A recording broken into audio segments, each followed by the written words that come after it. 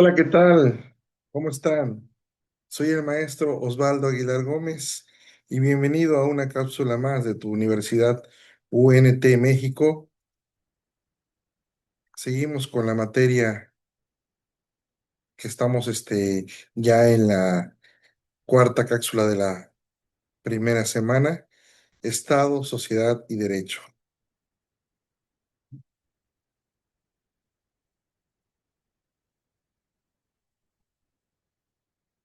Estamos trabajando con la cuarta cápsula de la semana número uno de la materia Estado, Sociedad y Derecho. Soy el maestro Osvaldo Aguilar Gómez. Te doy nuevamente la bienvenida de parte de tu Universidad UNT México. Y bueno, pues vamos a comenzar. Seguimos con la unidad 2, Estado, Poder y Derecho.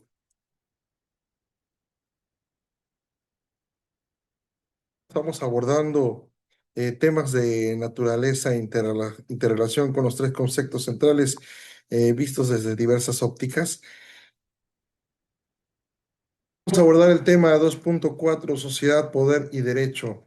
El poder es la capacidad de influir o imponer el derecho. Se busca transformar el poder fáctico en poder legítimo y legal, y la sociedad es el receptor y la fuente de ambos. Obedece el derecho y consiente o cuestiona al poder. Y bueno, pues este es un tema realmente central en lo que viene siendo esta unidad y sobre todo esta materia que estamos cursando. Eh, ¿Por qué? Porque es la parte dinámica constante entre la comunidad, la capacidad de mandar y el conjunto de normas. Y bueno, pues la sociedad, el poder y el derecho en la dinámica fundamental. eh, Podría decirse que cuando hablamos de sociedad, poder y derecho, nos estamos hablando de tres conceptos aislados, los cuales son una tríada inseparable que define la organización de cualquier grupo humano, desde la tribu hasta el Estado moderno. Si el Estado es el esqueleto institucional, esta tríada es el sistema nervioso central que lo hace funcionar, la sociedad como cimiento y origen. Bueno, pues ya sabemos que la definición de la sociedad es la base material del conjunto de interacciones, intereses, valores y conflictos entre individuos. El ser humano es social por naturaleza, eh, como decía Aristóteles, y donde hay sociedad, inevitablemente surge la necesidad de orden. Donde hay un grupo de personas, tiene que haber un orden. El rol en la triada es que la sociedad no es un mero receptor pasivo, es la fuente última de la legitimidad. Es aquí donde nacen las demandas de justicia, seguridad, igualdad y los conflictos económicos, ideológicos que deben ser regulados. Ejemplo, en el surgimiento de un movimiento social, eh, que demanda la legalización de una sustancia o una causa, ejerce una presión sobre una institución para que modifiquen la ley, o sea, para que se modifique o se cree el derecho para poder utilizar esta sustancia. Y bueno, eh, el poder como motor o dominación, también podemos decir que el poder es la capacidad de un individuo o grupo para influir, mandar o imponer la voluntad, entre otros, incluso como resistencia. Es la fuerza motriz que organiza la sociedad. La transformación weberiana, en el contexto de nuestro curso, nos interesa el poder que se transforma en fáctico. ¿Qué quiere decir fáctico? Que es una simple fuerza o cohesión apolítico institucional, que es un poder con autoridad y un reconocimiento legítimo. El poder y la coacción. El Estado como como hemos visto, se monopoliza la cuestión física o legítima, como decía Max Weber. Y pues, como ejemplo, podemos decir que una banda criminal tiene un poder fáctico a base de amenazas, pero carece de una legitimidad. El gobierno, que es el poder político, ejerce una coerción a través de un orden de aprehensión o una multa, y esta coerción es aceptada porque está respaldada por la ley. Es decir, no todo el que tiene el poder eh, puede tener el derecho legítimo para realizar una acción. Y bueno, el derecho como un límite o legitimador. Este derecho es el conjunto de normas que son coercibles, que buscan transformar la fuerza bruta del poder en autoridad legítima. Es decir, que no tan solo con una, como decía el ejemplo anterior de una banda criminal que tiene un poder a base de amenazas, extorsiones, ¿sí? Aquí es donde se busca transformar esa y cambiar ese tipo de aprehensión, de fuerza bruta del poder en una autoridad legítima, que es el mecanismo civilizador del poder. Su doble función está en que es la que legitima, dice quién y cómo debe gobernar a través de la Constitución y las leyes electorales, limita, establece el marco de acción del poder, protegiendo a la sociedad de los abusos a través de los derechos humanos o la división de poderes, Organización de las Naciones Unidas, etcétera. Y pues como ejemplo podemos decir que el poder ejecutivo tiene la facultad de cobrar impuestos, que es el poder, pero no puede cobrar un impuesto nuevo por decreto. Debe esperar a que el Congreso, eh, que quien tiene el derecho o da el derecho, lo apruebe mediante una ley fiscal, ¿sí? Entonces, eh, así es que el derecho canaliza y contiene al poder, no como los tiempos que estábamos viendo anteriormente, donde el rey, si se le antojaba un impuesto, tenía la autoridad absoluta para poder cobrarlo. Y si se le antojaba otro impuesto sobre ese impuesto, tenía la facultad para poder cobrarlo. Y bueno, aquí la interdependencia de todos estos conceptos es que hay un equilibrio. Esta triada es esencial para la estabilidad política. El poder sin derecho es arbitrariedad y tiranía. El derecho sin poder es una mera declaración sin efecto o una letra muerta. Y la sociedad es el sujeto y objeto de ambos. Crea el poder y exige que éste sea limitado por el derecho. Si el derecho logra canalizar el poder para satisfacer las demandas de la sociedad, tenemos un Estado de Derecho y legitimidad. Si el poder ignora el derecho y a la sociedad, tenemos una crisis política o una dictadura. Y bueno, esperamos que ese tema haya quedado claro. En el tema 2.5 tenemos lo que son las relaciones entre la política y el derecho. El poder y el orden jurídico. La política es la esfera del ser, la realidad, el conflicto. El derecho es la esfera del deber ser, que es la norma y el orden. Y el orden jurídico se establece cuando el poder se somete a sus propias reglas. La ciencia política estudia la legalidad como un limitante, mientras que el derecho la estudia como el fundamento, ¿sí? Así que aquí vamos a ver un poquito de la diferencia de cada una. Y bueno, ya explicándolo también de una manera detallada y con unos ejemplos, podemos decir que las relaciones entre la política y el derecho eh, es quizás una tensión vital en cualquier estado, donde, pues como les digo, la política es la esfera del poder del conflicto, donde se toman las decisiones, qué camino tomar, con quién también contar, y, y también se debe tomar la sociedad en el ámbito del ser, que es el derecho, que es la esfera de la norma y la legalidad y el orden preestablecido. Eh, y bueno, la pregunta aquí clave sería, ¿cómo se vincula el poder que decide y la norma que obliga? Bueno, el derecho como un instrumento de la política eh, es una herramienta fundamental que utiliza la política para alcanzar sus fines. Un gobierno, como esfera política, como lo mencionamos, no puede simplemente ordenar, debe crear una ley, que es la esfera jurídica, para que su decisión sea vinculante y legítima.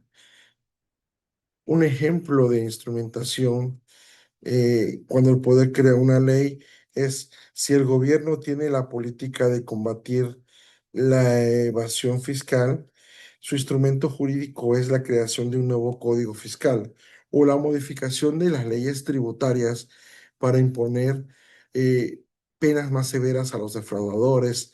La política se ejecuta a través del derecho y el derecho como un límite de la política. eh, es la relación más importante en un régimen democrático. Aquí el derecho se impone a la política. El Estado de Derecho exige que el poder eh, esté acotado y contenido por el marco normativo preestablecido. Y pues como ejemplo podemos tener que eh, delimitación eh, podemos poner que la ley frena al poder. Un gobernador, que es el poder político, decide que una zona le parece inadecuada para la construcción de viviendas. No puede simplemente expropiar la tierra. Debe iniciar un proceso de expropiación conforme a la ley, justificar el interés público y pagar una indemnización justa. Si el gobernador actúa fuera de la ley, su acto puede ser anulado por el Poder Judicial a través de un juicio de amparo, que es un mecanismo jurídico que a la fecha pues ya prácticamente con la nueva ley de amparo pues ya quedaron obsoletos. Y pues este caso, no sé si les recuerda algo que pasó hace unos años cuando Andrés Manuel López Obrador iba a ser desaforado por un desacato de un juez cuando él quiso construir una carretera para llegar a un hospital. Fue un tema muy sonado en el gobierno de Vicente Fox y pues prácticamente era utilizado también como una forma de que pensaran de que no iba a estar en la contienda electoral y también realmente lo que al final le dio fue más fuerza para estar en ella, ¿no?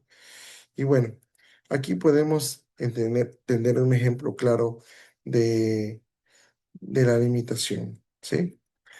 El poder y el orden jurídico. Esta sucesión se refiere especialmente a cómo el poder logra transformar su fuerza bruta en una fuerza legal y organizada. El poder es la capacidad de coacción y decisión del Estado. Su orden jurídico es el conjunto sistemático de normas, las constituciones, las leyes y reglamentos que organizan ese poder. El orden jurídico actúa como un donador del poder, garantizando que su ejercicio sea visible, previsible, estable y legal. Ejemplo de organización del poder por el orden jurídico. Imaginemos el poder ejecutivo. Este poder podría ser ejercido por una sola persona sin límites. Sin embargo, el orden jurídico, que es la Constitución, lo divide en órganos, secretarios de Estado, asigna funciones específicas y establece un procedimiento para elegir el titular, que en este caso, pues, son las elecciones. El resultado, el poder que es una fuerza abstracta se convierte en un aparato organizado y diferenciado que conocemos como el Estado, donde cada acción se basa en una norma jurídica que lo faculta. En síntesis, la política es quien decide el fin, y el derecho quien provee el camino legítimo para alcanzarlo. Eh, También se dice que es la tensión constante entre el impulso del gobierno y la restricción de la ley o la garantía de libertad en la sociedad. Aquí también definitivamente podemos dar otro ejemplo claro que tenemos en el México de hoy. El caso de Ricardo Salinas Pliego y su grupo de TV Azteca. Eh, este es un ejemplo muy ilustrativo, ya que especialmente entra en relación entre poder, derecho y sociedad. El caso, pues, encaja perfectamente, ya que eh, el empresario Ricardo Salinas Pliego y su conglomerado ejemplifica como un actor con gran poder económico y mediático, interactúa y a veces choca con las instituciones del Estado. Aquí, por ejemplo, podemos decir que eh, tiene un poder fáctico, es un grupo o individuo que tiene, sin tener una representación formal en el Estado, que no ocupa ningún cargo de elección popular, ni un poder en el Poder Legislativo, ni en el Congreso, ni nada. Él es un empresario, ejerce una influencia real determinante en las decisiones políticas y jurídicas. Eh, ¿Por qué? Porque tiene un poder fáctico económico. Tiene una acumulación de riqueza y el control de grandes empresas como Banco Azteca, Electra, etcétera. Su poder financiero le da la capacidad para negociar directamente con el Ejecutivo o presionar mediante amenazas a retirarse de las inversiones.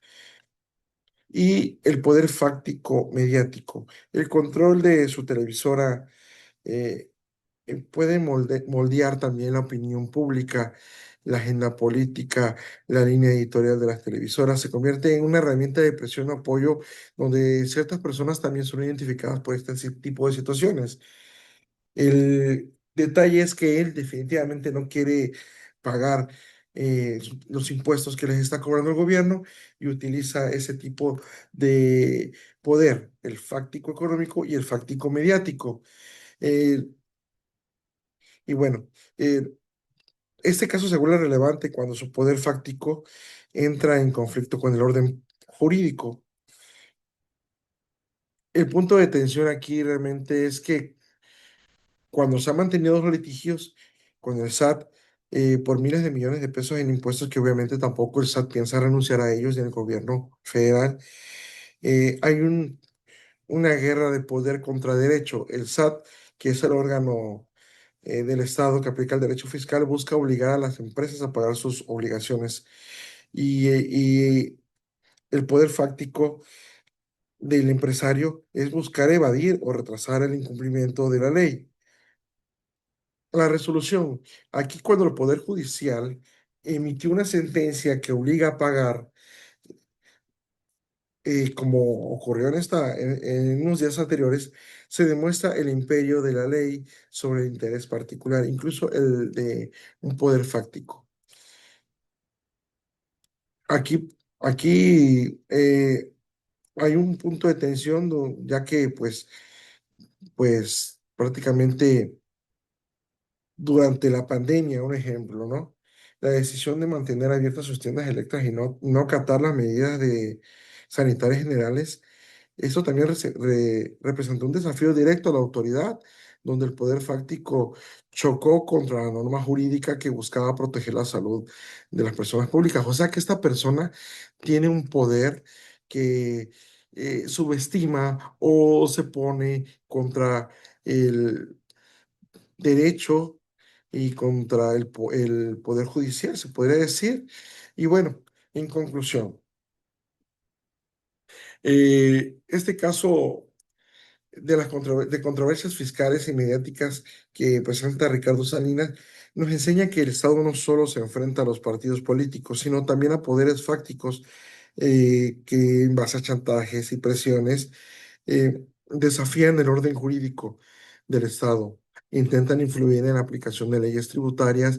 Cada vez que el SAT o el Poder Judicial lo obliga a pagar impuestos, se reafirma a una supremacía de derecho sobre el poder individual y es donde estuvo recurriendo por mucho tiempo a los amparos, pero pues al parecer esa situación pues ya llegó a su fin.